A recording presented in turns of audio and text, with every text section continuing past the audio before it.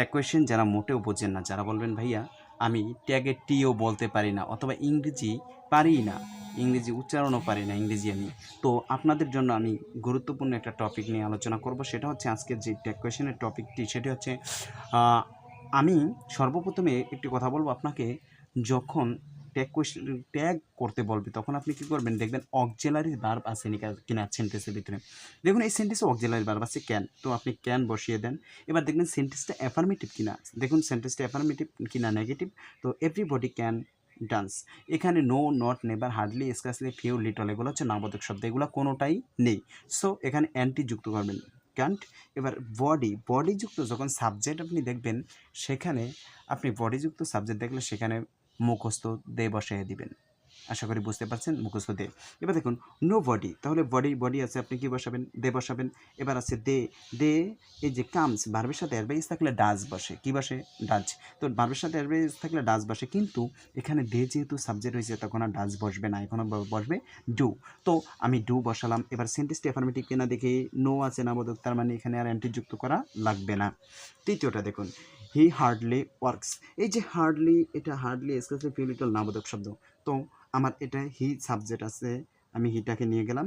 এবার hardly work আছে, works, এই যে ওয়ার্কের সাথে ভার্বের সাথে অ্যাডভাইয়াস আছে, অ্যাডভাইয়াস থাকলে সেখানে আমি কি বলছিলাম, ডাজ ব্যবহার করবেন। একবার অ্যান্টি যুক্ত করবেন কিনা, এই যে নো হার্ডলি নাবোধক শব্দ, তো আর অ্যান্টি আর যুক্ত করা লাগবে না। পরেরটায় দেখুন শি সেলডম গোজ, এই যে সেলডম এটা নাবোধক শব্দ, hardly scarcely few little seldom নাবোধক শব্দ। তো এখানে ভার্বের সাথে অ্যাডভাইয়াস আছে, অ্যাডভাইয়াস থাকলে সেখানে কি বসাবেন, ডাজ বসানোর পর নাবোধক শব্দ আছে, তো আর এটা নেগেটিভ করা লাগবে না। সাবজেক্ট আছে কি শি ডাজ, শি বসিয়ে দেন। তারপরটা দেখুন ইউ কান্ট সুইম, এই যে কান্ট আছে ভার্বে, কান্ট অর্থাৎ নেগেটিভ আছে। তো এই কান্টের শর্ট ফর্ম আমরা কান্টকে যদি আমরা ভার্ব করি তাহলে ক্যান আসছে, এবং অ্যান্টি যুক্ত করা লাগবে না, যেহেতু অ্যান্টি আছে তো ইউটা বসিয়ে দেন, ক্যান ইউ। তারপরটা আসুন everyone, everyone, everyone, one থাকলেও তার প্রোনাউন কী হবে, দে। মনে রাখবেন ওয়ান যুক্ত সাবজেক্ট হলেও প্রোনাউন হবে দে। তো লাভস আছে, লাভস ভার্বের সাথে অ্যাডভাইস থাকলে দের সাথে কখনো কি বসে না, ডাচ বসে না। আমরা জানি অ্যাডভাইস থাকলে ডাচ বসার কথা, কিন্তু দের সাথে কোনো ডাচ বসবে না, তো এখানে ডু বসবে, ডু। এবার এভরি ওয়ান লাভস ফলোয়ার, এখানে no, not, never, hardly, scarcely, few little কোনটা নেই, অ্যান্টি যুক্ত করে দেন।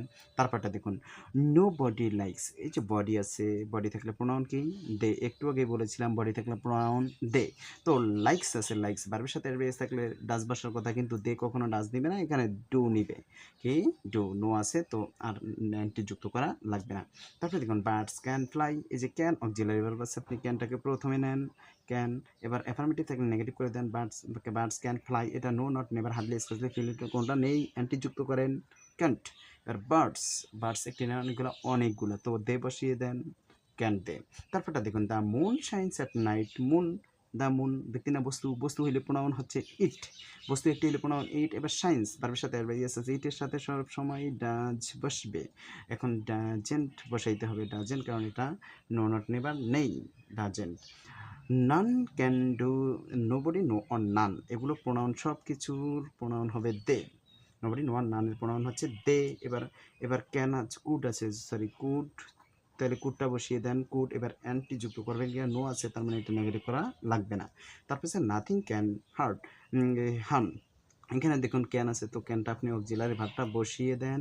এবার আর নাথিং আছে, আইএনজি আছে, তাহলে ইট বসিয়ে দেন, ইট, ক্যান ইট। এখানে এই যে নট আছে, অ্যান্টি যুক্ত করা লাগবে না। তারপরটা আসুন লেটস স্টার্ট আওয়ার জার্নি, এই যে লেটস সবচেয়ে জনপ্রিয় একটি ট্যাগ হচ্ছে লেটস বা লেটাস। তো লেটের সাথে ইয়েস থাকলে সেখানে আপনি মুখস্থ শ্যাল উই বসিয়ে দিন।